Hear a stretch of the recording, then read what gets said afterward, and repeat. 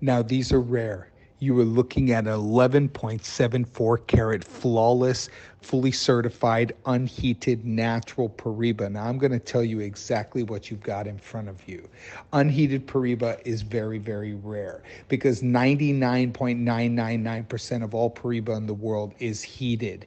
This I preserved in its natural form because most unheated Paraibas are not attractive. They're gray, they're ugly, they're silky, and we heat them to basically turn them to that neon blue color. What happens is you're heating them at 600 degrees, oxidizing out the pinks, the violets, and leaving only the neon blues. Same technique that's used with tanzanite, for example, and aquamarine and a lot of other gemstones in the world. But you have to understand, if you take a step back and look at the rarest gems in the world, for example, like pink tanzanite. Pink tanzanite, when the mine was discovered, early days, everybody wanted the blue zoisite, the blue tanzanite.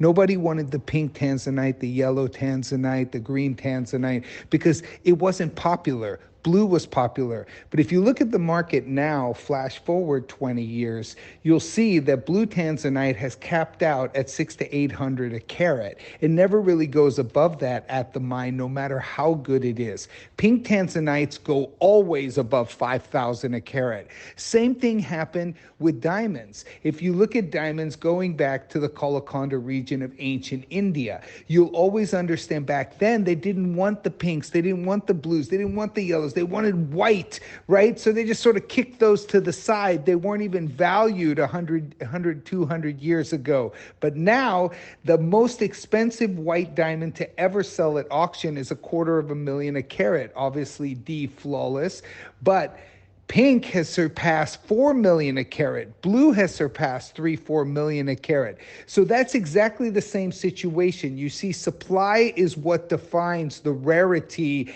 and demand, and that is where we're at. So what I did is I kept these in their natural form. You see, I'm a rough trader, so I buy and sell rough. I bought a lot of Paraiba, tons and tons of it throughout my lifetime, and I kept the ones that were perfectly flawless in the natural colors. What you were looking at is 11.74 carat, fully certified, unheated. You got 1.35 carats of diamonds. The mount alone is going to set you back close to 7K. How much would that Paraiba cost? Well, if you heat it, you're going to get 10,000 a carat for it. It's a 10 odd carat, so it's a significant piece, but I'm basing this off my cost. So whoever gets this is hitting a home run. I tell you right now, these are getting rarer and rarer. They all come out of my personal collection. There's just no way to replace them, because once you heat an unheated Paraiba, there's no way to bring it back to its original form. And if you know me, I am telling you, the prices of this material will continue to rise throughout the next 10 to 15, 20 years